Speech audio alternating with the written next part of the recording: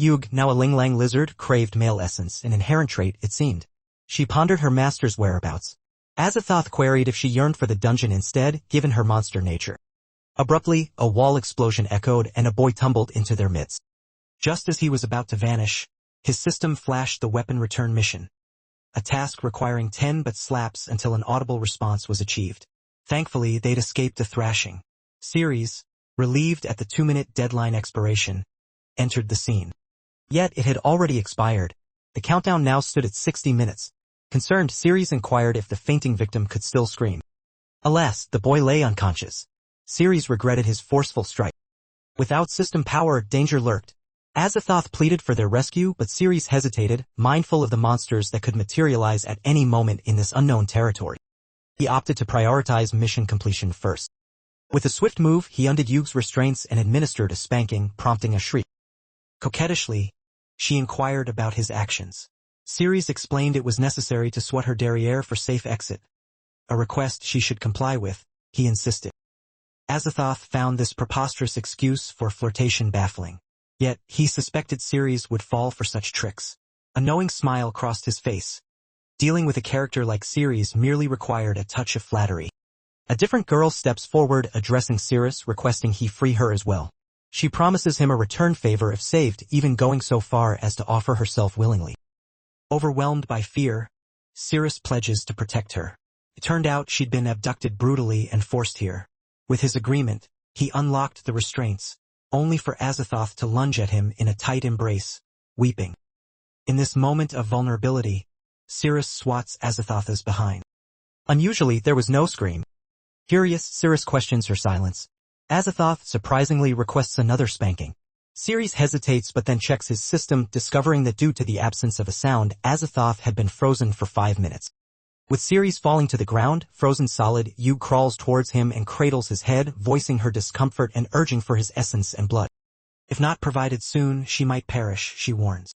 By then Ceres was fully frozen, his eyelids drooping. Miraculously, he opens his eyes just as Yug plants a kiss on his neck. Enraged by this, Azathoth scolds her harshly, calling her shameless for her advances when she wasn't looking. Before Azathoth could strike her, however, Yug ensnares him with her tail. Yug asserted Ceres as her master over Azathoth, adding that her timely arrival granted her precedence. Azathoth's fury surged, but the icy darkness prevented any retaliation, lamenting the lack of sunlight to banish Yug promptly. Given the circumstance, Azathoth chose to set aside the spat. Prioritizing the system's retrieval over verbal sparring with Yug seemed prudent. Meanwhile, Sadil perched atop, scrutinizing the scene, mulling if Azathoth's actions towards Ceres were genuine or forced. Azathoth suggested a triangular romance, drawing near to Ceres. This proximity left Ceres questioning if Azathoth was bound against her will, pondering the reason for such actions. Each movement in Ceres resonated within Azathoth, as if they were in sync. Azathoth admitted it had been eons since she last indulged in such playful banter. As Azathoth continued, Sadil mirrored the same escalating emotions and succumbed further to temptation. This sensual interplay caused Sadil's emotions to soar, deepening her fascination. A tingling sensation coursed through Sadil, accompanied by goosebumps spreading across her form. Azathoth gently takes hold of Ceres' core component, causing a tensed response and a secret hope that her boundaries wouldn't be crossed. Meanwhile, Sadil grasps something as if it were an object in her palms. Suddenly gripped, Ceres identifies the sensation as recognizable, and upon closer inspection, she discovers it's none other than Sadil. Observing Ceres' fury, Azathoth puzzles over why her eyes had changed expression. In a flash of realization, Azathoth understands the technique he accidentally unveiled, thus exposing himself. Tense, Azathoth summons Sadil, who immediately senses potential danger and swiftly transforms into her diminutive form, rushing towards Ceres for protection. Azathoth requests Sadil to whisk him away promptly since he has been revealed. However, without access to the system's abilities, there was no way for him to follow after Azathoth. Sadil moves to act accordingly. Ceres was taken aback to see that Azathoth had transformed into a girl in order to get close, and he realized he dodged a bullet. Ceres decides to prioritize completing his mission first, only to find that Azathoth had already vanished from sight by the time he thawed out. Planning to track down Azathoth once he regains access to the system, Ceres vows to exercise caution with anyone of the opposite gender who approaches him in the future, especially under the cover of darkness. The setting changed to a security checkpoint where Daisy, Cyrus, and his squad were found waiting for Cyrus. Upon recognition, Cyrus was puzzled by their presence. Stepping closer, Cyrus shared a warrant accusing him of desertion, insisting he follow them. He also disclosed the revocation proceedings had started, implying they couldn't arrest Cyrus yet. Intriguingly, Daisy intervened, introducing herself as Vice President Charlton's secretary. She revealed their investigation found the new dungeon empty, contradicting Cyrus' accusation. Eager to expedite matters, Cyrus requested a 20-minute window. He hoped Charlton would aid him swiftly. Daisy suggested approaching the vice president for authorization and retrieving the revocation notice to free him. Suspecting deception, Cyrus challenged her claim. Suddenly, Cyrus angrily slapped Daisy while counting the number of members in his group. Shouting that she was lying because only A-rank captains were eligible for the appreciation banquet, he threatened more trouble if she persisted. Cyrus further barked orders, demanding Daisy depart and warned her of the interrogation room's consequences. Unfazed, Daisy declared 10 minutes would suffice. Impressed, Cyrus promised severe retribution for their misconduct. The scene then transitioned to the interrogation room, with everyone gathered around Cyrus. Cyrus inquired if he recalled how his right hand was injured. Explaining, Cyrus divulged sacrificing his right hand to save his teammates during battle against the monster Nay. Yet, Cyrus stayed silent, unresponsive to his tale of heroism and betrayal. With heated fervor, Cyrus inquires if Cyrus is a coward like me worthy of life or death? Cyrus retorts bluntly, one who flees before battle is fit to die like a hunted beast. Upon hearing this, Cyrus flares with indignation, perceiving Cyrus' words as an accusation of cowardice. However, his predicament remained unchanged. He lacked access to the system, thus he endured the momentary discomfort. Intrigued, Cyrus orders a teammate to fetch the hammer from its resting place. As the seconds tick by, Cyrus pondered if the secretary was indeed on her way. Perplexed, Cyrus queries, "What do you mean?" Just as he finished speaking, Yuge's voice echoes through the room, addressing Cyrus directly. "Cyrus couldn't harm me," Yuge explains, "because a part of my essence now flows within you. It's restored some of your magic power." This surge was more than enough to endure torture, she promises, adding that once they return home, Cyrus will owe her twice over. As if on cue, Cyrus slams the hammer onto the table near Cyrus's fingers, causing a shiver to run down her spine. With a sinister grin, Cyrus demands, "Choose a finger, Cyrus, or shall I pick one for you?" As he raises the hammer, his teammate intervenes abruptly, announcing that the vice president's secretary has arrived with the revocation notice for Cyrus. With everyone tensing, they struggled to believe that the girl standing before them was indeed the vice president's trusted aide. Even Cyrus was taken aback, questioning how an F-rank hero could interact with someone of such high stature as the vice president's secretary. One of the boys suggested freeing Cyrus as it was inappropriate to interrogate after receiving a revocation notice. Despite not having received any official notice yet, Cyrus claimed ignorance and asked for the document to be brought back to him in 30 minutes. As Cyrus seethed with anger over Cyrus' antics, Cyrus retorted that Cyrus would have to pay a heavy price. In response to Daisy's request, Cyrus asserted the interrogation room was off-limits, and Daisy countered by saying she'd show the revocation notice on her own. Outside the room, Cyrus' comrades debated they lacked clearance to enter. Surprisingly, Cyrus showed no signs of injury from Cyrus' hammer blows inside the room. Baffled, Cyrus pondered what could have possibly prevented the damage from his strikes. There were no broken bones, no bloodshed, and not a single scratch on Cyrus. Suddenly, Charlton appeared and demanded to know if the guard had authorization to bar his entry. The guard tensed upon Charlton's arrival and stepped aside from the door. Charlton forcefully kicked open the door, revealing Cyrus about to strike Cyrus with a hammer. Stunned, Cyrus questioned Charlton's presence. Charlton displayed the revocation notice for Cyrus' arrest warrant and instructed them to release him immediately. Cyrus, startled, relinquished the hammer gracefully. Charlton cautioned that any probe would possibly lead to Cyrus' demotion from captaincy at least. They then freed Cyrus, and Charlton elaborated on Cyrus' misuse of power, having mistreated a subordinate. Trembling, Cyrus retorted he hadn't received the revocation notice, explaining his aggressive response. To everyone's surprise, none of Cyrus' teammates were willing to vouch for him, fearing displeasure from the vice president. Charlton scowled at Cyrus, demanding an explanation, leaving the captain speechless. In his mind, Cyrus pondered on seeking help from his brother. Cyrus intervened, suggesting Cyrus and the others should offer apologies to the secretary. Cyrus vouched for Cyrus' ignorance of the revocation notice, promising not to escalate the matter of Cyrus' arrest. Perplexed, the secretary questioned Cyrus' actions. The scene transitioned to moments later where every member from the Crusade squad bowed before Daisy. Standing tall with a cane, Ceres addressed them sternly.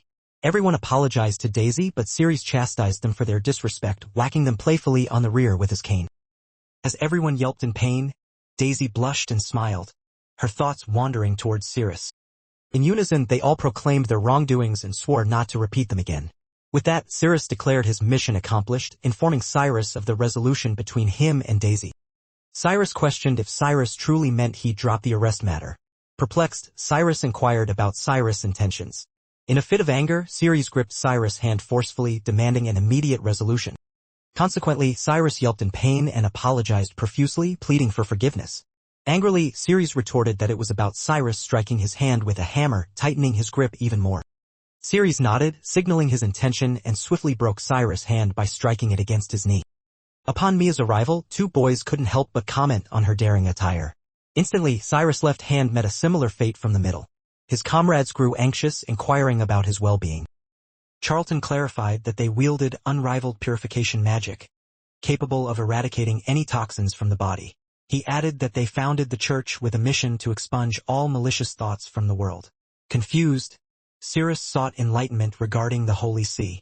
Ceres also acknowledged his forgiveness. Charlton informed Ceres that Daisy would escort him to the banquet, as Charlton had to attend to an envoy from the Holy See first. The scene transitioned to a grand appreciation hall where the saintess, Mia of the Holy See, arrived with Charlton. They mused that Mia's attire was slightly inappropriate for a saintess. Suddenly Mia halted and fixed her gaze on them. Enlightening them, she explained that to eradicate evil thoughts, one must first comprehend them, which is why their attire was as it was. Stunned, they realized that Mia had overheard their comments. Mia asserted that their doctrine aimed to eliminate all malicious thoughts from the world. She then sternly instructed the boys not to leer at her with their unsavory eyes.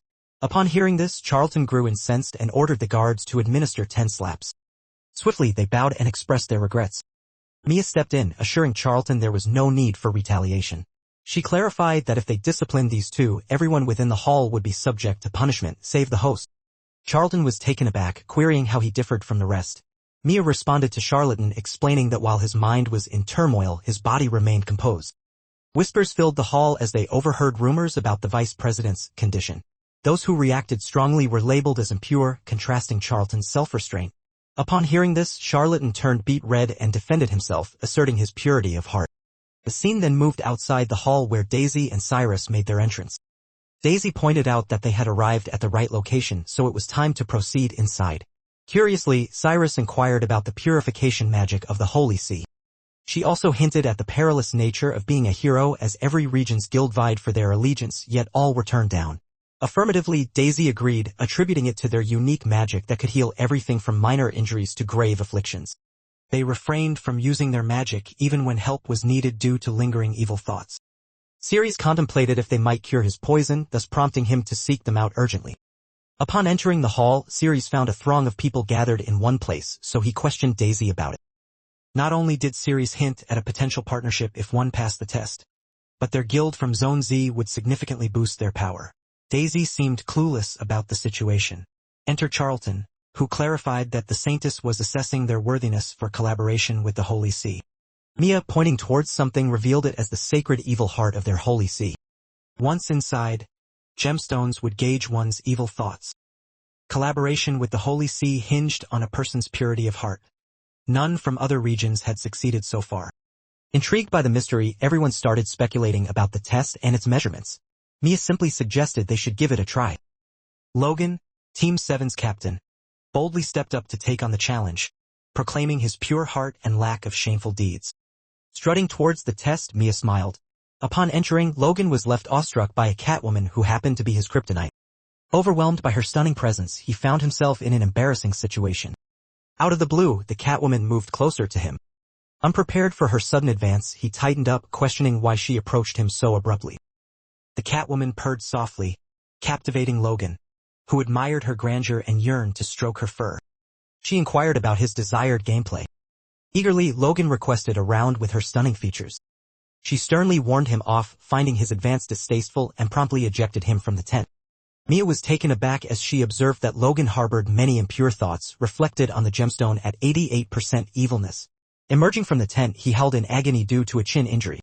The spectators grew tense upon witnessing such a high level of unwholesomeness, sensing something perilous within the tent. Undeterred, Owen, captain of Team 6, volunteered to investigate, confident in his abilities. Alas, he too was ousted, and the gemstone revealed his inner darkness at 92% evilness. Mia mused that the entire gathering seemed spiritually corrupted, deeming it a fruitless endeavor as not one participant showed less than 80% impurity on the gemstone. She concluded that no one would be capable of passing this test. Now it was Ceres' turn to step forward, ready to face whatever lay ahead. Mia let out a quiet sigh of relief, knowing this was the final test. As Ceres ventured inside, he found himself confronted by a Catwoman. The Catwoman approached Ceres and inquired about his intentions. Deep within, Ceres felt a need for caution, suspecting it might be Azathoth once more. Surprisingly, he gently pushed her away, expressing his dislike for unexpected female advances. Even the Catwoman was taken aback, commenting that no man had ever rejected her so firmly before. Outside, Mia's eyes widened as she saw a resounding 0% on the gemstone, a purity she had never witnessed before. The person remained as calm as still waters. Inwardly, Ceres was cautious, unsure of who stood before him. He requested the system to initiate the test. Ceres' system proposed a choice: lock onto the enemy and use Azathoth's Spear of Oblivion. Tension gripped Ceres as he knew this was his one and only chance. Contrarily, the Catwoman pondered over the enigma. If Ceres faltered and confronted Azathoth anew, doom awaited him. It was her first rejection by a male counterpart, and his dismissal felt more aggravating than those who merely admired her beauty. She noticed, however, that he gazed at her intently without any hint of malice. Instead, hostility seemed to emanate from him. The Catwoman fidgeted with her fingers, vexed by Ceres' rejection, which felt like a dismissal of her allure. Resolute, she devised a plan to stir Ceres' heart. Meanwhile, Ceres contemplated a means to scrutinize her for any malignant tendencies. With seduction as her weapon, the Catwoman lunged at Ceres, coquettishly swaying her chest. "Stop glaring at me so aggressively," she purred, suggesting a warm, tender embrace could mend their strained connection. Yet when she attempted to enfold him in her arms, Ceres evaded and stepped back. Spotting this, the Catwoman bristled, resentful once more at being denied. Determined, she charged towards him again for a hug, only for him to sidestep her deftly. Leaping into the air, hoping Ceres would perceive her softness, she was dodged yet again. Ceres mused that such a maneuver could provide an opportunity to inspect beneath her attire. He swiftly changed direction, intending to scrutinize the Catwoman more closely. As he neared, his gaze accidentally locked on her impressive endowments, causing a spontaneous blush to color his cheeks. Yet he remained steadfast in his pursuit of understanding any hidden traits she might possess. Intriguingly, even as they dodged each other, the Catwoman couldn't help but notice that Ceres kept his gaze fixed on her chest. After evading her, both Ceres and the Catwoman paused, each pondering the unusual absence of malicious intent from the other. The Catwoman felt a shiver run down her spine as Ceres seemed unable to look away from her impressive endowments. She questioned him on his strange behavior, asking why he was so focused on her chest and yet free of wicked thoughts. Intriguingly, he explained that it was simply because breasts were a natural part of their world, providing sustenance for growth and survival. Her eyes widened and she blushed as he calmly admitted to his pure intentions. She found herself feeling a strange mixture of happiness and embarrassment at his words. In response, Ceres couldn't help but feel a swell of gratitude for her understanding. Suddenly, the Catwoman felt a brilliant light emanating from Ceres, leading her to believe that he was truly an upstanding individual. Upon hearing his explanation, she smiled and blushed again, finding herself drawn to this man of honor. In return, Ceres couldn't help but gaze at her chest with admiration in his heart. She then realized her diminutive stature compared to him, understanding the chasm that still separated them. Meanwhile, whispers filled the hall as everyone discussed Ceres' remarkable lack of interest in the Catwoman, questioning if such a thing was even possible for a man. The Catwoman, however, declared that Ceres had indeed passed the test and was free to leave now. Upon hearing this, Ceres wondered if she truly meant it, and if she herself wasn't hiding as Azathoth in disguise. Ceres departed with a cheer, leaving behind a Catwoman pondering her inadequate charm tactics. Mia marveled at the encounter with an unblemished heart, while Ceres asked, somewhat tentative, if he'd passed and required purification rites. The others vanished, leaving Mia and Ceres to share the quiet space of the hall. Upon settling down, Ceres sought guidance on further steps, to which Mia replied with a plan for detoxification and rest. Mia emphasized the stillness required, revealing that their magic was linked to sacred parts, hers being her feet. With a swift reveal, Mia's purification magic manifested from her right foot, ready for action. Using rhythmic steps, Mia performed the cleansing ritual, instructing Cirrus to maintain pure thoughts, lest the magic wane. Curious, Cirrus questioned if this restriction applied solely to him, to which Mia confirmed, explaining her desires had been stripped upon sainthood. Relaxation was the key, Mia assured Cirrus, promising a thorough assessment of his condition while the purification ensued. And so began the necessary process, a dance between two worlds in harmony. In sync, Cirrus concurred, allowing Mia to assess his bodily state more precisely. With a dance-like motion, Mia maneuvered her feet around his hand, refining and casting the purification spell. Noticing this, Cirrus assumed she was trying to realign his hand. He tried to cooperate by adjusting it himself. To which, Mia called out sternly for him to remain still, emphasizing that any movement could hinder her magical accuracy. She explained she felt cramped in the chair and requested his face as a makeshift rest. With her left foot on his visage, she carefully steered towards his hand. Mia signaled the start of the magic with a declaration, and upon lifting her foot, Cirrus felt a gentle press on his face. In an instant, he was buoyant on a mysterious current, puzzling over his new surroundings. Out of the blue, a weighted foot dropped from above, landing squarely upon him. Cirrus tensed up under the substantial pressure, mustering enough strength to push the foot away gently. Truthfully, Mia's foot sailed back upwards after a gentle nudge. She requested Cirrus to loosen up and yield to her foot, claiming it was an essential step in the healing journey. She promised him that she would extract him from the water and mend his fingers. Mia revealed that she was employing her purification magic to insert his consciousness into a specific area within his body. Cirrus acknowledged the plan and prepared himself. With anticipation, Cirrus readied for Mia's return. As the foot came near, Cirrus leaped and latched onto the toes, dangling in midair. Mia warned him she would withdraw him all at once, but Cirrus encountered an obstacle beneath the water. He informed Mia that something lurking below was impeding him. Mia explained it were the toxins in his system holding him back. She then retracted him and urged him to seize her foot. He made an attempt, but his grip was shaky, considering tearing her gown for a stronger hold. Mia perceived this action and gently scolded Cirrus for such impolite behavior. Undeterred by Mia's rebuke, Cirrus clung to her foot tenaciously as she extricated him from the perilous roots of poison. As he discovered, despite her iron grip, he experienced no torment. Instead, he found himself in an unexpected comfort. Abruptly, Cirrus sensed his pinky toe growing unusually warm. Upon emerging from the water, he marveled at the sight of his pinky returning to its former state. With wide-open eyes, he watched in awe as his finger miraculously regenerated, confirming the truth of its functionality. Mia detected another fragment and instructed Cirrus to remove Cirrus's shoes. Much like before, his missing limb on foot also reappeared in full. Cirrus was left spellbound by the potency of purification magic. Mia then clarified that they needed to adjust course now that she had identified the poison in Cirrus's body. She set a chair between his legs and requested him to recline without stirring, underscoring the need for their cooperation in detoxifying it. Placing her foot on his sensitive region, Mia acted swiftly. Cirrus recoiled in shock at the pain and questioned whether he was truly mistaken. In this fantastical scenario, Mia urged Cirrus to immerse himself, suggesting that he'd float the poison to the surface, vanishing it and purifying his body. Cirrus, visibly agitated, gasped for air, but Mia calmed him down, wrapping both legs around him, explaining this method would aid him in expelling all toxicity. So, what do we predict? Could she successfully detoxify him, or will dark impulses surface? Just then, Cirrus found himself growing larger, plunging into the ocean depths. There he spotted crimson roots protruding from the seabed. Inquisitively, he queried if these were the poisons within him. We resume our tale as Cirrus undergoes detoxification, and suddenly Mia's system locks her in as the target, making her feel rather peculiar. Meanwhile, in reality, Mia's body began to exhibit strange sensations. With unwavering resolve, Cirrus approached the poisonous roots, determined to uproot them. However, his system indicated 1% locked favorability, hinting that he had somehow locked Mia as his target, setting the stage for her seduction. Amidst all this, Cirrus struggled internally, battling Azathoth against his will, to cleanse his own poison. The poison dissipation process commenced, and lo and behold, Mia activated the shield. She urged Cirrus to dive deeper, aiming to dismantle the poisons in his body. Guided by her words, Cirrus delved further into this spiritual plane, moving steadily toward the poison's core. As he touched the shield, the tendrils disintegrated swiftly, making significant progress. He should reach the source imminently.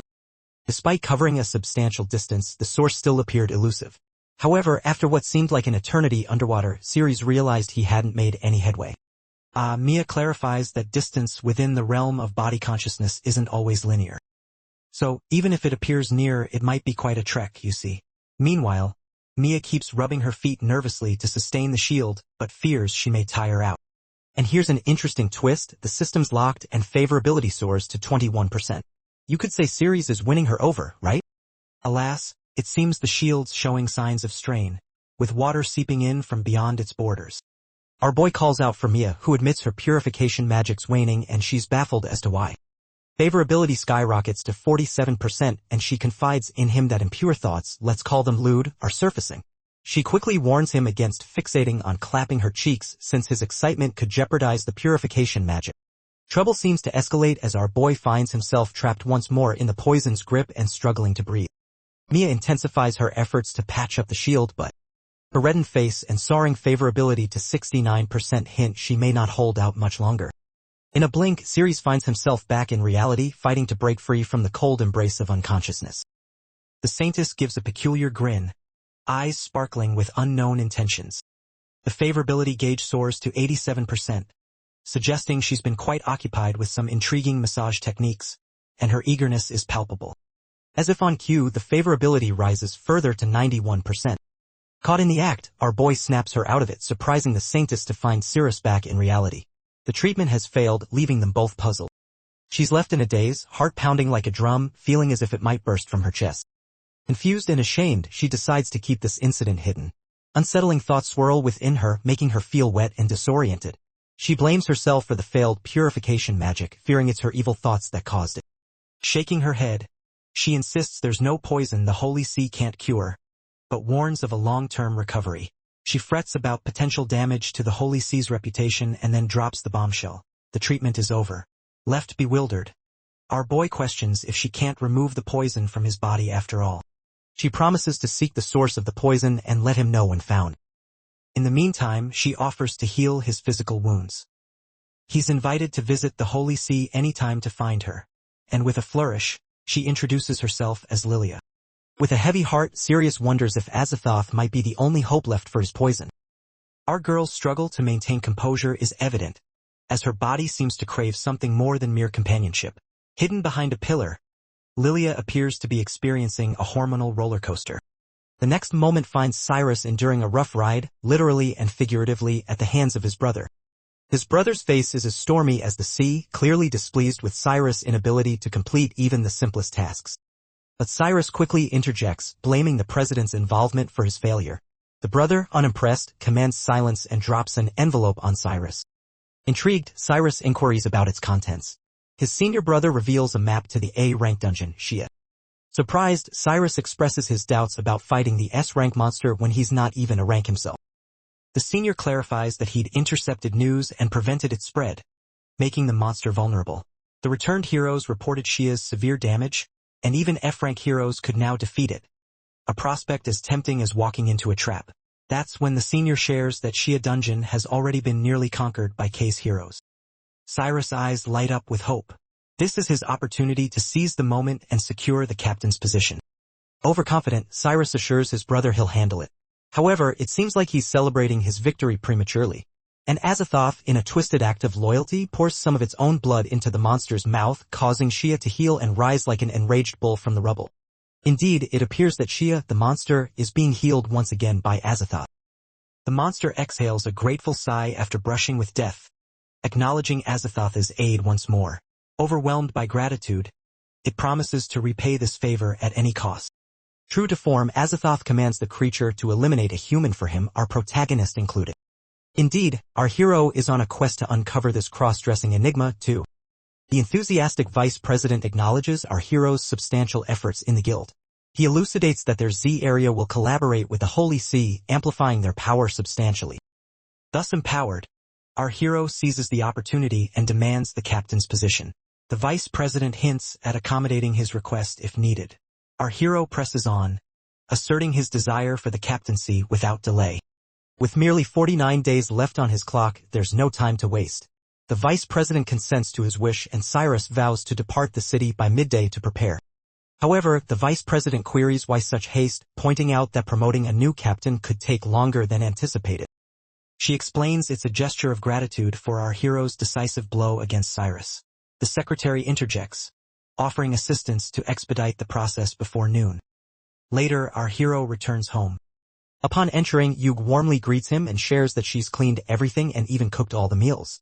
She really knows how to sweeten his return. Slightly taken aback, the boy acknowledges her impeccable work more to maintain his distance from her towering figure. She begins to nuzzle against him, boasting that now she's turned their dwelling into a dream come true for every human and expects lavish praise from her master. Eagerly, she inquires if she can reside here perpetually, given her knack for being helpful. The boy prompts the maid if she isn't yearning for her own abode. She feigns ignorance and announces with a tinge of melancholy that for creatures like her, there's only a lair, not a home. He continues to massage her face, eventually granting her permission to stay, but cautions her about their city's human inhabitants who might react unfavorably to her true nature. If that happens, they both could find themselves in a pickle. Overjoyed, she confirms her stealth abilities and assures him that the system indicates an increase of twice the value whenever they're near each other. She then reminds our boy about his duties now that her tasks are complete. Perplexed, Ceres inquires about his responsibilities. She recalls their shared past in the dungeon and the numerous times she took damage for him, which depleted much of her magic energy. This energy will be instrumental for the forthcoming expedition, and now she expects him to reciprocate by offering double what she sacrificed. It appears our boy agrees, as he looks forward to reimbursing her in more ways than one. Indeed, it seems like a deal that benefits both parties. The scene then transitions to the secretary behind the wheel, eagerly steering towards Cirrus' residence to deliver the promotion news. Elsewhere, our hero finds himself in an unusual predicament, ensnared by his muscular maid's determined undressing. She runs her hands appreciatively over his exposed physique, praising its exceptional form. She moves in closer, and as she envelopes him with a firm grasp, our hero emits a sound that might be interpreted as either agony or ecstasy. The system's windows burst into a flurry of notifications announcing a series of impressive stat upgrades for our hero. In the meantime, the maid experiences a surge of power coursing through her veins. She doesn't relent, continuing to apply pressure, eliciting another cry from our hero before swiftly easing off and expressing her apologies for getting too carried away. The doorbell interrupts the moment with its insistent ring, and our hero suspects it must be the secretary, here to deliver his promotion notice. He hastily instructs the maid to find a discreet hiding place for now. Upon confirming her absence, he opens the door to find the secretary standing there. Assuming a post-shower state, he accepts her explanation and receives the ID card and promotion notice with gratitude. The secretary also presents him with some fruit she's brought along as a gesture of goodwill. Grateful for the timely nourishment, our protagonist admits his empty larder, a situation not unfamiliar to many teens like him. Yug listens in as the secretary offers her support, blushing slightly at the closeness between master and assistant. Spotting her presence, Yug makes an appearance just as the secretary's eyes widen at the sight of a towering beauty. Our hero is momentarily startled by this sudden transformation, wondering why his protective sister emerged from her hideout. To his surprise, she introduces herself as his passionate sibling and begins to smother him in affection. The secretary's envy grows as Yug showers her brother with affectionate displays, leaving her feeling a tad green-eyed. Fuming, she grabs the offered fruits, mutters a hasty goodbye, and storms off in a flurry of annoyance. Yug's enthusiasm continues unabated, causing further frustration for the departing secretary. The secretary vents her aggravation by tossing all the fruits into the trash bin. Meanwhile, our hero is left bewildered by the turn of events as his sister's affectionate displays continue undeterred. Our hero, in a bind, morphs into human form, gathers provisions, and discreetly slips away. Moments later, he dons his armor, preparing to depart. Addressing Yug, he entrusts her with an urgent mission. With resolve, he embarks, bound for the enigmatic Azathoth. As he leaves, something catches his eye on the floor. It's a basket of fruit with an apologetic note, clearly from the secretary. Meanwhile, our villain Cyrus and his cronies, high on victory, celebrate their newfound fortune. Pride oozes from Cyrus like syrup. Armed with a map gifted by his brother, this journey appears a leisurely stroll. His crew reminds him of the 10 A-rank teams who attempted Area K and vanished without success. Though they weakened the boss Shia significantly, it's the other hero's misfortune, not his, they argue. After all, the guild rules state that the first team to defeat a boss gets all the spoils. Just then, a colossal beast plummets from above. Lo and behold, it's the chap who vanquished the A-rank monster rock giant, sporting a brand new map of the area now. Seems like those cozy squeezes and questionable advances towards Yug paid off handsomely. Upon checking his system, he spots Azathoth delving deep into the dungeon, reaching the boss's sanctum. Meanwhile, Cyrus and his squad jump out of their skins at the eerie whispering noises. He snatches his blade swiftly and signals to his crew to gear up for any impending peril. To their astonishment, our hero pops out from concealment. Cyrus is baffled by the mysterious stranger's presence, suspecting he might be angling to hijack their victory. So, he quizzes our hero about his intentions. Ceres simply responds that he's here to hack and slash some monsters, just like everybody else. Cyrus inquires about the team he's tagging along, but our hero clarifies that he's going it alone this time around and takes off, fully immersed in his mission. Cyrus starts to quiver at the prospect of Ceres taking on an A-rank dungeon solo. The dreadful thought that Ceres might already be aware of Shia's weakness only intensifies his apprehension. He whips up his team, urging them to expedite their progress and follow him closely. He's dead set on preventing our hero from finding the weakened Shia first and swiping the accolades. Simultaneously, Ceres consults his map, revealing its activation with a system prompt. A heads-up regarding Bunker Spectre's sword flashes on the screen, highlighting its ability to swap paths left and right as well as disarm or arm traps. Cyrus assumes he's ahead of Ceres, but he fails to grasp that Ceres has already been informed of all relevant details by his system. The correct path lies left, while the right leads to a dead end, although Cyrus remains blissfully unaware. With this false confidence in hand, Cyrus sets off on the right path, anticipating a strategic advantage over Ceres. As he rushes towards his chosen path, Cyrus can't hide his grin of satisfaction, convinced that once he veers left, he'll block Ceres' progress. However, it soon becomes apparent that Cyrus's intel falls short. As he advances down the right path, a formidable dragon materializes before him, and to his surprise, another adventurer is already giving the beast a run for its money. This overconfident fellow finds himself left in the dark, as neither his brother's map nor intel prepared him for this unexpected adversary. The dragon's enraged roar fills the air, its tail lashing out and causing chaos as debris flies everywhere. The adventurers struggle to evade the destructive swipes. Our earlier acquaintance reappears in the thick of battle. With a powerful punch, she delivers a crushing blow that sends the monster crashing to the ground. The titanic dragon succumbs, a lifeless form at Cyrus' feet, stirring disbelief. In awe, Cyrus stands speechless, puzzled by the woman's monstrous feat against the beast with mere fists.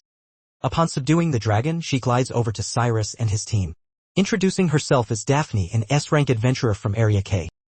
Upon landing, she inquires about their area of origin. A nervous Cyrus confesses they're from Area Z, admitting their quest for Shia's dungeon coincides with hers. Daphne raises an eyebrow, implying that Area K didn't seek help from Area Z, questioning Cyrus' intentions of competition. Attempting to keep calm, Cyrus proposes a partnership, humbly offering the honor of teaming up with her. However, Daphne firmly declines, asserting that only the feeble rely on others, making it clear she's far from weak. As soon as she rejects Cyrus' offer, a transmission reaches her ear, summoning heroes for dragon sightings. She hastily bids them adieu, advising them to return home. With backup required, she springs into action without further ado, warning these amateurs to stay away, finding their panic after the monster encounter unbecoming of capable adventurers.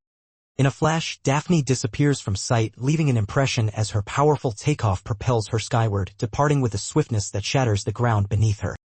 Our protagonist remains astonished by her flight capabilities, while Cyrus, the obstinate one, continues to plot against the formidable foe despite her stern warnings.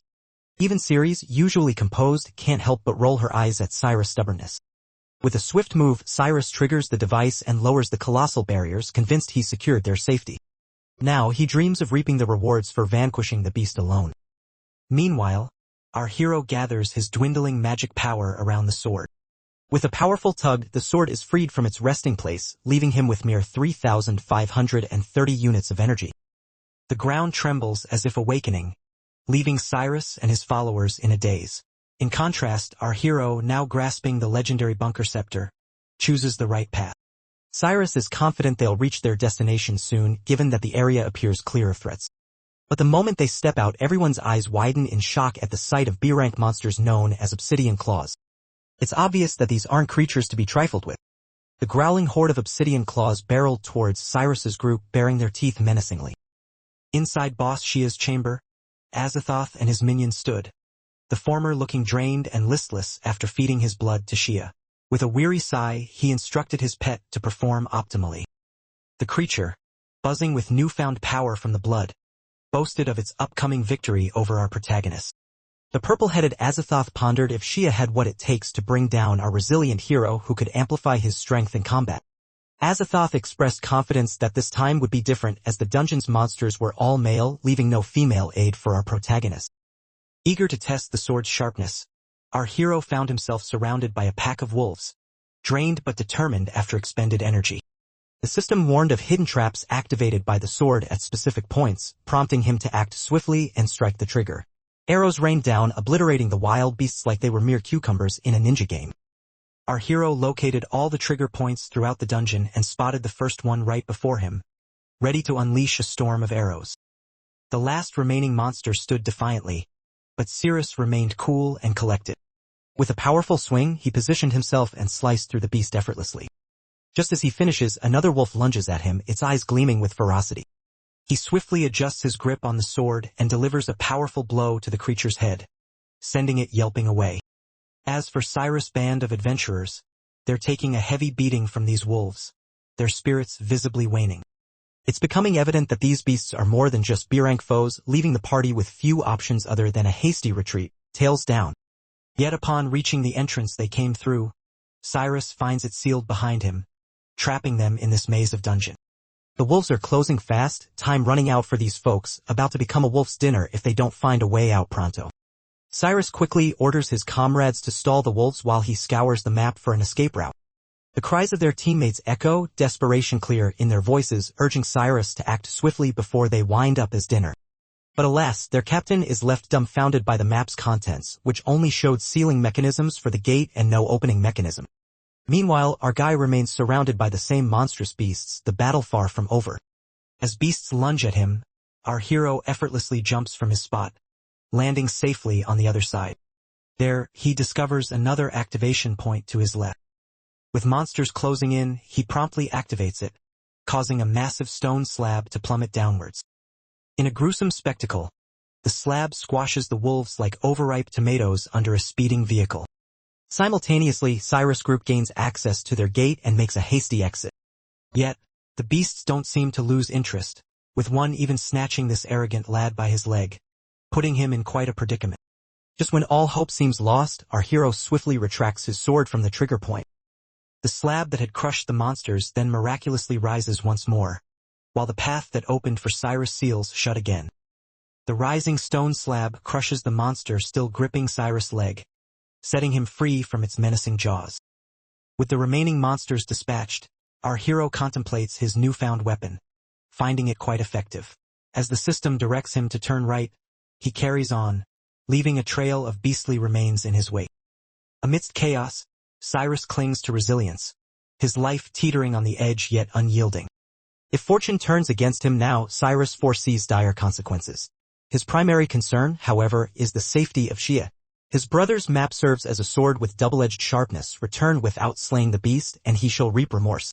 Observant eyes catch an uncanny resemblance. The landscape matches the map to a chilling realization that perhaps fate was steering him all along.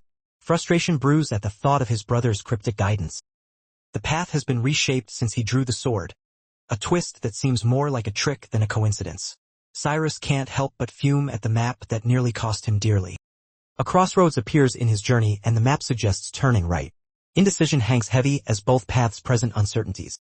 Opting for caution, Cyrus swerves left, but the voice of experience whispers a warning, another misstep looming ahead. The correct path beckons him yet again, luring him into a trap.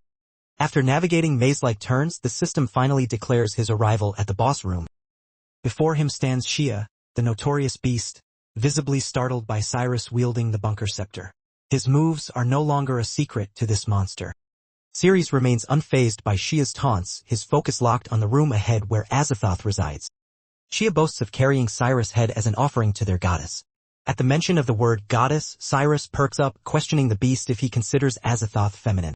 The monster boasts about Azathoth, describing her as if she were a glamorous diva, her chest allegedly immense, skin ethereally perfect, and a scent that radiates femininity beyond belief. Spotting another trigger, Ceres swipes his sword at it. An imposing axe erupts from the ground, barreling towards the monster. With a casual gesture, Shia disintegrates the gigantic sword into fragments. Clearly enraged, Shia questions Ciri's audacity to question Azathoth's gender. The sight of this titan effortlessly shattering an axe leaves Ciri utterly bewildered. Shia lets out a thunderous growl and charges at Ciri with full force. Upon contact, Ciri's sword splinters into halves due to the beast's mighty strike, which serves as a stark reminder that this monster is no joke, but Ciri remains unfazed, signaling his counterattack. With cat-like agility, Ciri employs his lightning-fast body slash technique, vanishing from one spot and reappearing behind the beast for a surprise strike. But guess what? This monster isn't your average Joe either. In the blink of an eye, it spins with speed that would make a god jealous, blocking Ciri's surprise attack as if it were nothing. Interestingly, the monster didn't rotate. Instead, a doppelganger emerged in front of our hero, parrying his covert strike with an oversized blade. The duplicate wasted no time and hurled the colossal sword towards him, exerting such force that the ground beneath Ciri started to fracture ominously. With a cocky grin, the monster boasted that the goddess Azathoth had amplified his power to such extent that defeating our hero would be as effortless as swatting a fly. Admittedly, our hero was visibly strained under the immense pressure of that blade. As he grappled with the beast, another clone decided to join the fray, striking at him. Before the sword could cleave him in two, our hero swiftly propelled himself off the ground, breaking free from the stalemate, but the blade still grazed his foot, sending him crashing into a wall behind, shattering it upon impact. The monsters chuckled as if they just cracked a stand-up comedy routine. Our hero, however, was still breathing, albeit questioning his chances against this adversary, especially considering the relentless clone. Meanwhile, Cyrus and his troop were being mercilessly pummeled by this titanic stone knight. As whiny Cyrus prepared to be flattened under the monster's massive leg, a smashing impact rocked the giant to pieces, scattering it like confetti. You guessed it, the same charming lass was back again. The woman, in a firm tone, questions the whiny lad if he was the one hollering for aid. Cyrus remains speechless, clueless about the unfolding events. With persistence, she inquires again if he was the one calling for help. Overwhelmed with fear, the trembling Cryos admits that indeed he was in dire straits. Upon hearing this, Daphne swiftly delivers a powerful blow to his face. In all honesty, even being on the receiving end of such a kick would be a trophy-worthy moment.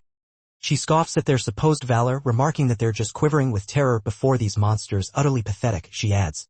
The force of her kick sends him flying like a ragdoll across the room, and she launches into a tirade, calling them a bunch of good-for-nothing trash from Area Z. With each word, it seems Cyrus' spirit is fading away. Addressing her troops, she commands to take their leader and beat it out of here. Without delay, they start dragging their captain and exit the scene. Just as she stands up, her gaze shifts to a different direction. She bends down to check something before darting off once more, recalling that per intel, room 3055 should be at the southernmost tip at 37 degrees.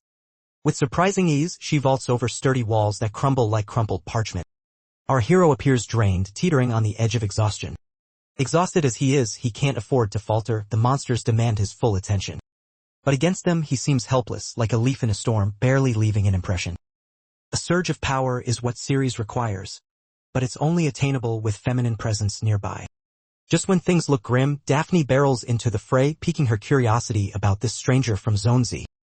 She inquires about his business here, and he admits that this boss is more formidable than anticipated. He implores her aid. However, our hero persists, determined to face the challenge alone. Daphne suggests a swift exit, deeming him unfit for combat with the boss. Her arrogant demeanor flares as she dismisses his request for help, viewing him as a weak link in any potential team. But Cyrus insists on locking onto the target, focusing solely on victory. Daphne continues her brash demeanor, ordering our hero around. Yet, her commands seem to confuse her mind. Strangely, she edges closer to him instead of attacking as usual. Eventually, in an unexpected move, they lock lips, invigorating Cyrus and escalating their friendship rating to 77%. Upon recognition, Daphne recoils, her lips forming a stunned "oh," utterly puzzled by her own actions. She scolds him again, blaming him for stealing her first kiss and swearing revenge. Meanwhile, the monster, annoyed by the ignored confrontation, lashes out at Cyrus with its sword. But with a newfound agility, Cyrus dodges the strikes as if playing hide-and-seek with a horde of energetic kids. He leaps into the air and attacks the monster, slicing across its throat with his sword. The monster senses that Cyrus has grown stronger than before. Daphne, still in a state of bewilderment over her actions and feelings, wrestles internally, Despite her shock, she admits to herself that the kiss was enjoyable, leaving a gentle warmth on her lips which boosts their friendship rating to 85%. Swiftly, the monster aims its sword at Daphne. Ceres promptly urges her to snap out of it, and just in time he shields her from the impending strike. The impact shatters the wall overhead, and Daphne's armor takes a heavy hit. A flustered Daphne finds herself momentarily exposed as pieces of her armor scatter. Ceres emphasizes the need for focus, while he skillfully deflects the monster's next attack with his damaged blade. As Ceres remains her guardian angel, the favorability bar soars to 90%, leaving Daphne's armored exterior in ruins and her courage on full display. An unexpected surge of energy courses through her body, causing a momentary freeze. With each passing second, Ceres' power amplifies, capturing the monster's attention despite its best efforts to ignore it. Meanwhile, Daphne finds herself enveloped in an unfamiliar sensation, one that seems to be spreading through her legs, sapping her strength. This strange, new feeling threatens to leave her completely immobile if it persists, and she braces for the consequences ahead.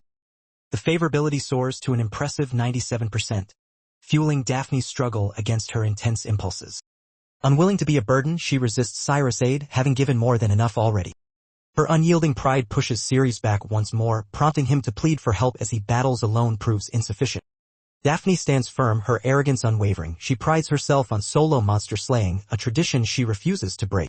Sensing compromise, she proposes they tackle the monsters separately, upholding her no-cooperation rule while joining forces in essence. With newfound unity in mind, Ceres stands resolute by her side, an unusual display of sincerity as he pulls her near. He confidently assures her that together they can conquer anything that comes their way. Daphne's breaths are laborious, the familiar tingling sensation resurfacing. Her favorability level skyrockets to 99%, yet she strives to stay focused. An unfamiliar desire to collaborate with Ceres arises within her. In a pitiful state, Azathoth is seen vomiting and lamenting about his failing body, running out of energy at an alarming pace.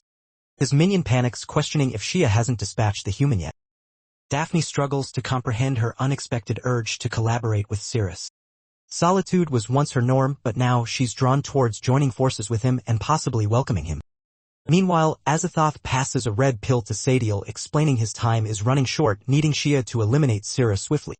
In this brief interval, he intends to seize control of his heart, even if it means taking a gamble. This strategy allows him to possess Shia's physical form and abilities. The pill contains his blood essence. He instructs Sadiel to administer it to Shia, allowing him to absorb it. He mentions using Shia's duplication ability will help him trick the system's mark, but her body can only withstand his power for a fleeting moment. Sadiel gazes at the pill with a tinge of sadness, pondering if Ceres might perish here. Azathoth grows enraged at this thought, demanding to know why she's preoccupied with that human. Sadiel swiftly defends, asserting her disgust for humans. Absolutely no compassion, just contempt. Back to Ceres, who continues her fierce battle against the monstrous adversary. With his sword deteriorating and ribs cracked, the situation looks grim for Ceres. Just when all hope seems lost, Daphne makes a timely entrance to shield him from the monster's attack. She deftly deflects the monster's blade with her hand, yet Ceres can't help but notice the tender touch of her physique pressing against him. Before he can fully appreciate this momentary respite, the monster throws them off balance, leaving Ceres buried under Daphne's impressive frame, a forceful collision that might just cause a dairy industry earthquake, if you catch my drift. Moaning and groaning, Daphne feels her earlier emotions resurface. A wave of sensations floods over her, and as her intensity escalates, Ceres finds himself bolstered by newfound resolve, a timely reinforcement indeed. Simultaneously, the monster gears up to launch its most devastating attack yet, aiming to eliminate both our protagonists in one fell swoop. Back with Ceres, he's left reeling from the impact, suffering a sudden nosebleed. Worry etched on her face, Daphne steps back and apologizes for possibly causing his discomfort with her weight. The monster prepares to unleash its colossal energy ball, targeting the duo squarely. The energy ball sweeps through everything in its path, demolishing walls and leaving a massive hole in its wake. Our heroes are left battered and bruised, but the grinning clone monsters are certain they've turned our duo into a fine powder, a premature celebration if ever there was one. Unbeknownst to them, absolute Boobus power outclasses the monster's destructive might. She checks on him, concern etched in every line of her face. Yet her armor crumbles from the impact, a testament to her selfless act. He assures her he's resilient but acknowledges his inferiority against Shia. She warns him that persisting in this fight will only lead to his demise. With unwavering resolve, she declares this battle as hers and readies herself to vanquish the monster without delay. Yet, a fierce longing tugs at her heart, yearning for him to be near. She's gripped by an insatiable urge to embrace him tightly, craving the feeling of dominance. Conscious of the monster's lecherous gaze, she hastily covers her exposed body, embarrassed by her vulnerable state.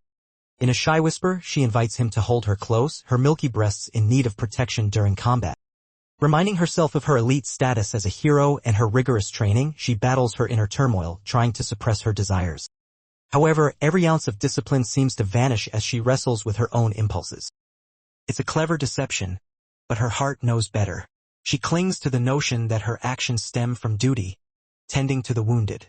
This revelation strikes Daphne. Why does he stir such emotion within? Meanwhile, our brave lad battles gravity with his battered frame. Empowered by duty, she stretches out a hand to pull him nearer, ready to shield him. And lo and behold, her affinity for this chap reaches maximum level. The system chimes in, reminding her of the double stats boost upon contact. Just as she moves to embrace him, the monsters pounce once more. Yet, their claws find naught but air. Our valiant duo have vanished like mist in the wind. A fierce reaction grips Daphne, and a fiery sensation courses through her, stronger than ever before. Entranced by her passion, her grip tightens, leaving him drenched in beads of perspiration. The embrace breaks their fall, and they touch down on solid ground. She insists that her grasp is but a shield for his well-being, asking him not to misconstrue it. He counters with a heartfelt sentiment, agreeing they're both noble souls and every sacrifice paves the way to victory over these beasts. Simultaneously, the monster multiplies its threats, now boasting a quartet of copies. Our hero, meanwhile, clings tenaciously to Daphne, seeking every ounce of strength from her embrace. The narrative then shifts to Sadiel, her gaze fixed on the crimson pill, eyes brimming with concern. Azathoth's words linger in her mind, a grim reminder that her own life depends on his survival. Azathoth assures Sadiel that once she recovers her heart, she'll gain immense power, joining his crew, and experiencing unparalleled bliss. She instructs Sadiel to locate Shia, and the latter swiftly acknowledges the task.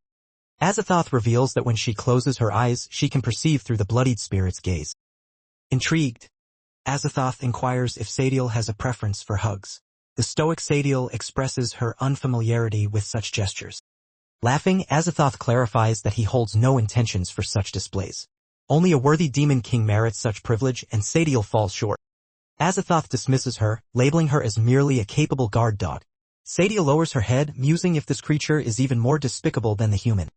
Back to Daphne, she urges our hero to cling tightly to her as Shea advances menacingly.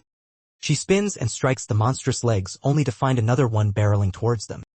As Ceres tightly embraces her, their defense skyrockets, along with all other stats, a virtual shield against adversity. Shea lets out a thunderous roar and leaps high into the air, brandishing his sword to slash and strike. Daphne holds tight to that colossal blade, struggling under Shea's relentless pressure. Keep calm and carry on. The system interjected, signaling a level up and an imminent berserk mode. The ground trembled with the surge of energy, leaving our protagonist feeling as if he was rooted to the spot, his reserves depleting rapidly. Shea growled menacingly, promising to exterminate them all in the hopes of winning Azathoth's affection. Even at the cost of a fraction of his power, he was willing to sacrifice a physical duplicate, a minor price for such a grand prize. His three monstrous minions conjure an enormous mana orb that charges the ground below. And Daphne grimaces, realizing her armorless state leaves her vulnerable to the impending impact. Shea is pumped up and challenges them both to survive this assault. What he fails to comprehend is that our hero has just reached level 25, his stats bolstered beyond belief. This newfound strength enables him to break free from Shea's grasp. Ceres delivers a powerful blow, striking Shea squarely in the abdomen, sending him crashing against the wall with an audible thud. Stunned by the impact, Shea tumbles like a ragdoll, leaving Daphne defenseless and out of breath on the ground. Unfazed, our hero reassures Daphne, promising to protect her as he stands tall and steady. The trio of monsters readies another massive mana ball, hurling it towards them. Anticipating the attack, our boy braces himself. With his level 25 fist, he counteracts the ball, sending it flying and knocking one of the monsters back in the process. Daphne marvels at the immense power behind Ceres's punch as she watches the scene unfold. Observing the crimson glow emanating from their fists, Sadiel falls silent, left in awe. Displeased, Azathoth commands Sadiel to feed the mushroom to Shea immediately, but her resistance is clear as she exclaims her disdain for being part of Azathoth's harem. In a fit of frustration, Azathoth attempts to conjure a spirit to silence Sadiel, but a stray rock interrupts the ritual, causing an unintentional T-toss-iticide. And Sadiel, in a shocking twist, reveals a breach of trust that leaves Azathoth bewildered. Yet, before the betrayal can deepen, Sadiel's hand is severed, causing the blood spirit to lose its grip. From the crimson fabric emerges an Azathoth doppelganger, snatching the ball with a swift grab. Shea, with wide-eyed curiosity, awaits as the clone administers a dose of blood magic. As Shea swallows it, his body stiffens in response. Ceres finds herself perplexed, wondering about this peculiar character. Azathoth, with mana dancing around her, starts to rise. In a blink of an eye, she clones herself, multiplying and enveloping them in no time. Ceres is left dumbfounded as the system unveils Azathoth's true form. However, when he double-checks on the map to pinpoint her exact location, all he finds are several of them, each marked with a real presence. Meanwhile, Azathoth quips sarcastically that she needed to pluck the heart from their hero's chest. Upon learning of Azathoth's malicious intentions, Daphne charges at her, only for the clone to effortlessly deflect her punch and send her flying like a feather in the wind. Yet those clones declare they're merely extensions of her true self, a revelation she's far from thrilled with. She collides into a stone wall, left unconscious. Ceres learns she only gets one shot to activate Azathoth's Spear of Oblivion. The system remains fragile unless Ceres defeats each clone, the genuine one concealed within the masses. Our hero maintains silence but radiates confidence, challenging her for a showdown. The system echoes, stating Ceres is now impervious to her assaults, as her clones had already seized him, their intention being harmless all along. Then she subjects him to an array of stress balls for amusement, indulging our hero in a strange form of delight. She effortlessly holds our hero captive, restricting his escape. A new clone strolls over, announcing his system momentarily powerless at that juncture. She proceeds to rest her hands upon our hero's protective vest, intending to extract his heart for a painless farewell. Our hero voices his disinterest in a sorceress like her, but she merely chuckles, claiming his body would reveal the truth as she planned to probe his affections. She readies herself for a bite, and our hero cries out in panic. Suddenly, Sadiel leaps into action, ramming the Azathoth clone away, triggering their battle. Sadiel reminds Ceres to steer clear of the clone's grip as they can only maintain their form for a limited duration. Sadiel expresses a debt to the mushroom, leaving Azathoth bewildered. Our boy ponders his next move amidst the confusion, as Azathoth inquires why Sadiel aided Ceres over her, both sharing a grim fate if they fail to save Ceres. Confidently, Sadiel asserts her desire for Ceres' survival, but truth be told, Ceres has mastered the art of manipulation with her charm. Prepared for confrontation, Azathoth is taken aback as Ceres materializes beside you.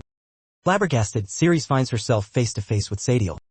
Stunned, Sadiel can hardly believe her eyes. Ceres was still alive. Azathoth remains oblivious to her presence. However, our hero swiftly strikes down one of the clones and vanishes before they could retaliate. He watches as Syrah grapples with wielding the Shea sword. Azathoth chuckles derisively, declaring no weapon can stand against them and that he'll effortlessly crush our hero under sheer strength. Boastful, Azathoth claims our hero's moves will be useless, and since he has that system, he is impervious to her attacks. Contrary to expectation, our hero wasn't intent on engaging in battle at all. Instead, he aimed merely to dodge her attack and elude capture. With a smirk, she lunges at him, claiming no escape is possible. He counters with a gentle reminder that misdirection is in play. The system skill Swift Body Slash has a 10-second cooldown, and her move seems to have missed the mark. Echoing in the room, she commands Ceres to return to her grasp, promising a death of unparalleled bliss. Caught off guard by the passage of mere seconds, Ceres swiftly evades her grasp once more. Baffled, she contemplates how he continues to employ the system. In response, our hero clarifies that each clone she spawns is seen as a unique entity by the system, allowing him to keep locking them up and deploying Swift Body Slash repeatedly to dodge her attacks. To capture him, she must either dispose of all her clones or continue this intricate game. Such tactics have allowed our protagonist to outmaneuver the creator of the system. Time ticks away for her while Ceres revels in an infinite reservoir. A momentary pause washes over her as the reality settles. She's being pursued by a mere human. However, she is the god of monsters, and the notion sinks in. The thought of fleeing and finding solace in a new form crosses her mind. Embarrassment is not an option for her. Yet, the scale tips decidedly in Ceres' favor, and if current trends persist, her demise seems imminent. Determined to reverse the tide, she prepares to unleash her full might. A brilliant beam of light erupts towards the ceiling. Ceres scrutinizes her with careful eyes, pondering if she might be fleeing. Her clones now glow pink as Sia's power takes effect, scattering her body into countless miniature pieces. All fragments then coalesce and detonate, filling the air with a burst. Ceres stands bewildered, eyes bulging. In her final moments, she activates new waifu spirits, imbuing them with blood spirit abilities. Orders echo, instructing the spirits to eliminate any approaching humans and reassemble her later. The system presents a fresh quest for Ceres. Gather her scattered fragments, an urgent task due to her dwindling time. Azathoth vanishes, leaving no trace behind. A sheep's head materializes out of thin air, landing squarely before the host. Concern crosses his face. The system muses it's worthless and inquires if he wants to save it for later use. Ceres gives a thumbs up, then assists Daphne back on her feet. She reflects on her vulnerability shaken by a simple move from Azathoth. As they depart, certain guild members, even the captain, fret over their impending report. Upon spotting Ceres by Daphne's side, the captain finds it hard to believe the specter of survival. With a frosty tone, Daphne inquires about recent events and requests secrecy. Her words spark thoughts of titular preservation in the captain's mind. Approaching her, he subtly pleads for a share of glory to safeguard his rank, claiming she must have vanquished the beast, asking if she could oblige. Earlier, Tiffany had warned Cyrus not to divulge details. If he did, she'd make him dance a jig of pain. As she exits, Cyrus ponders her biting words, leaving Tiffany feeling inundated with thoughts about Ceres and the actions taken. The image of Ceres lingered in her mind, causing her to question her own actions. Simultaneously, Daphne confessed her mistake to the captain. A cold sweat broke out as he grappled with the reality that even an S-rank could falter. Recognizing Daphne's strength, he opted to shift the blame. Ceres could feel a storm brewing. The setting then shifted to the conference hall where they deliberated on the mission's failure. The captain leveled an accusation at him, claiming he hindered Daphne and caused the mission's downfall. In a swift moment, Daphne retaliated, delivering a stinging slap to the captain, asserting her autonomy as she rose back up. The panel confronted the captain with the gravity of the situation. With a stern warning that further interruptions would land him in the slammer, he was silenced once more. Attempting to evade blame, he aimed his finger at Ceres again. Judge Blaze swiftly interjected, reminding him of his turn to speak. If found dishonest, matters would escalate significantly. He demanded an explanation for the mission's collapse. The captain conceded they had failed in their attempt on Shea's life, pinning the blame on Ceres. Back at the guild hall, Ceres revealed Shea's severed head from storage. He admitted to losing a limb, sacrificing himself for others. He confessed leading the team astray, causing casualties. He claimed Ceres craved credit. The audience watched in shock as the captain continued his blame game. Adding fuel to the fire, he insinuated that Ceres froze in the face of monsters and lacked courage. The captain paints Ceres as disobedient and weak, but it's his words that quiver like jelly. Those around her are trembling instead. He warns of an imminent city attack, urging a level 2 alert to shield the citizens. His forthrightness, he argues, disqualifies him from heroism. Judge Blaze swiftly strips Ceres of his rank and orders his detainment. The captain claims he could have vanquished Shea if only Ceres hadn't been present. In a whirlwind, Ceres breaks through the door and hurls Shea's severed head. It connects with the captain, leaving him not just red-faced but also bruised and swollen. The head stands proudly before the panel, leaving everyone stunned. They point fingers, whispering who could have done such a thing, until they spot Ceres calmly walking away. Judge Blaze remains as cool as a cucumber, asking the captain to repeat his previous words. The captain, shaken and red-cheeked, humbly requests permission to clarify. As Ceres descends the stairs, Lilia approaches him, mentioning that the high priest desires a word with him. She hinted about a potential antidote for his poison, urging him to meet immediately. At Batron's manor, Daphne continued her rigorous training, but Ceres kept creeping into her thoughts. With a fierce punch, she ruptured the punching bag.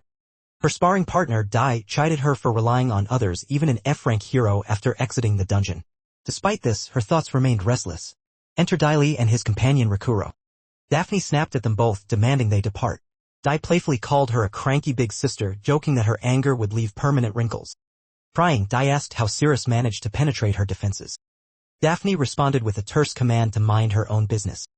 Dai arrived post-haste after hearing of Daphne's failed mission, adding that most people grow wisdom, but only Daphne grew muscles. Daphne retorted, doubting Dai's intellect, yet noting her own physical prowess seemed to be the only thing expanding. Dai fell silent for a moment before commanding Rakuro to handle her. Polite as ever, Rakuro declined the fight against his elder sibling, citing their close bond. Undeterred, Daphne demanded a direct confrontation and grabbed an imposing iron bar. Dai scoffed at the proposal, deeming it foolishness. Rokuro followed, but as they walked, Daphne took the first swing. Suddenly Rokuro's arm swelled to monstrous proportions. With ease, he halted the rod and crushed it to dust, demonstrating his hidden power. Sensing the shift in energy, Dai inquired about the commotion, to which Rokuro nonchalantly transformed the bar into a trifle and dismissed it as an annoyance. Astonished by this display of power, Daphne stood awestruck. Dai merely shrugged and continued onward. For the first time, Daphne pondered if Dai truly had the means to outmaneuver her in capturing Cirrus. At the Holy Sea's gates, Lilia granted Cirrus entry, designating him as the sole individual permitted inside.